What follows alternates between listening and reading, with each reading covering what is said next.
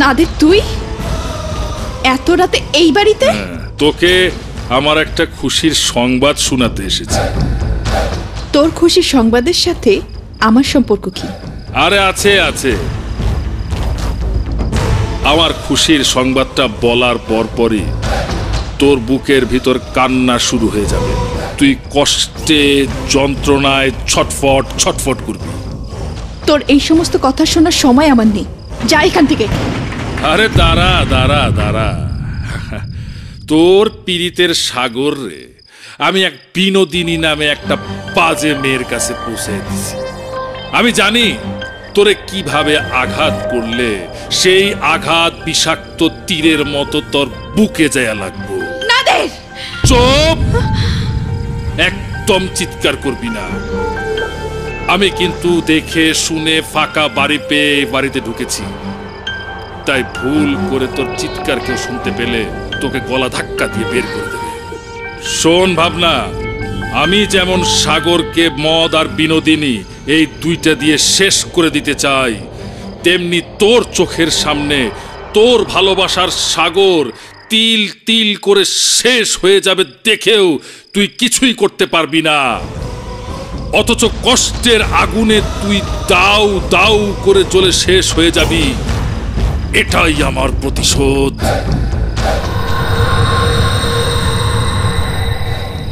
আমার এই অবজ্ঞা করার শাস্তি তোকে আমি এভাবেই দিতে থাকবো।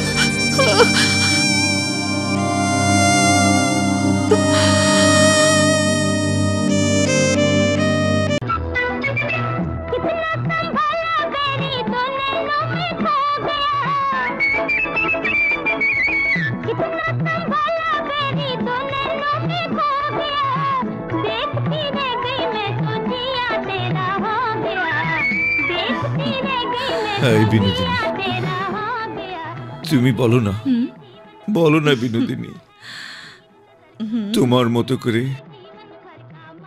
মতো করে ভাবনা আমাকে কেন ভালোবাসলো না? এই কথাটা তোমার মতো হোঁচট খাওয়া পুরুষরা সবাই বলে। কথাটা চালু করেছিল দেবদাস। আসলে সত্যিটা কি জানো? এই কথাটা বলার পরেও তুমি একসময় আমাকেই বলবে, বিনোদিনী আমি চাই আমার ভালোবাসার শেকড়টা ভাবনার কাছে, তাই আমি ভাবনার কোলেই মরতে চাই। যেমন দেবদাস পার্বতীর কাছে মরার জন্য ছুটে গিয়েছিল। আমি দেবদাস নই, সাগর। আর তুমিও চন্দ্রমুখী নও বিনোদিনী। তাই বলছি, আমি বিনোদিনীকে ছেড়ে কোথাও যাব না। আমার জীবন মরণ সবই এখন তুমি, সবই তুমি বিনোদিনী। তোমাকে ছেড়ে আমি কোথাও যাব না, কোথাও যাব না বিনোদিনী। তোমাকে ছেড়ে আমি বাঁচবো না বিনোদিনী।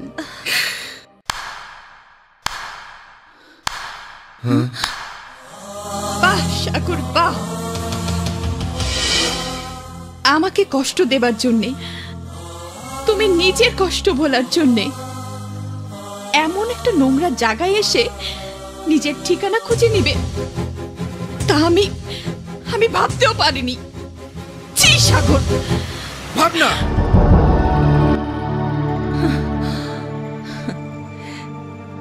এই বুঝি তোমার ভাবনা? আচ্ছা, তুমি কি যেন বললে? নোংরা জায়গা? আমি যদি বলি তোমার মতো মেয়ে নোংরা মনের চেয়ে এই জায়গাটা অনেক বেশি পরিষ্কার? কি বলতে চাও তুমি? বলতে চাই, তোমার মতো মেয়েরাই নোংরা মন নিয়ে ভালোবাসার অভিনয় করে, আবার অন্য পুরুষের হাত ধরে ঘর বাঁধতে চলে যায়। একবারও ভাবলে না যার সাথে এতদিন ভালোবাসার নাটক করলে সেই পুরুষটার কি হলো? নিজের সুখ খুঁজে নেবার সময় অন্য পুরুষের হাত ধরার আগে একবারও সাগরের কথা তুমি ভেবেছিলে? বলো, ভেবেছিলে? ভাবনি। কেন ভাববে? তোমরা তো আর আমার মতো বিনোদিনী না। তোমরা হলে সমাজ সংসারের সামনে মুখোশের আড়ালে লুকিয়ে থাকা বিনোদিনী।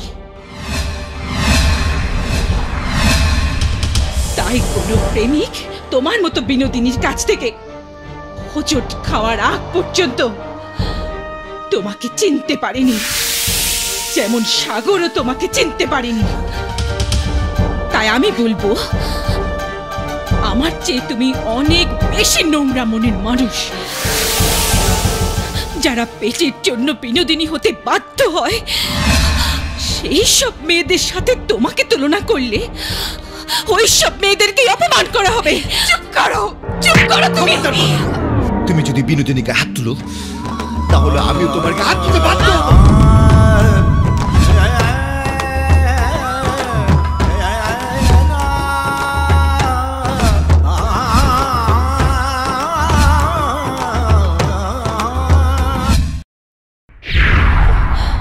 কেন এসেছো তুমি?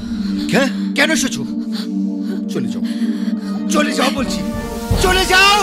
না, আমি যাব না।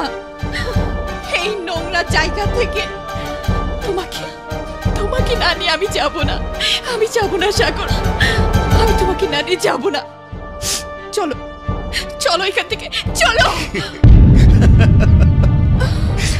কি করে নিয়ে যাবে তুমি? কি করে তুমি আমাকে এখান থেকে নিয়ে যাবে? আমি যে বিনোদিনীর কাছে বিক্রি হয়ে গেছি।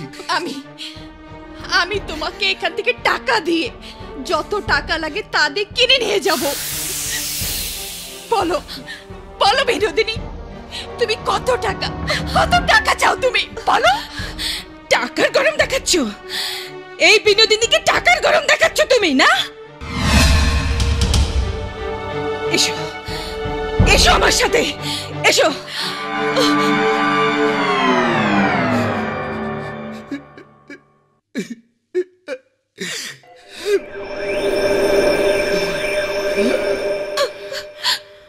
এই দেখো টাকা, শরীর বিক্রি করা টাকা না,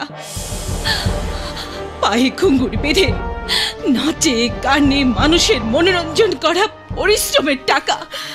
তোমার কাজ হচ্ছে নিত্য নতুন ভালোবাসার মানুষের কাছে ভালোবাসা বিক্রি করা। আর আমি একটা ভালোবাসার মানুষ কেনার জন্য সযত্নে এই টাকাগুলো সাজিয়ে রেখেছি। তুমি বলো, কত টাকা পেলে?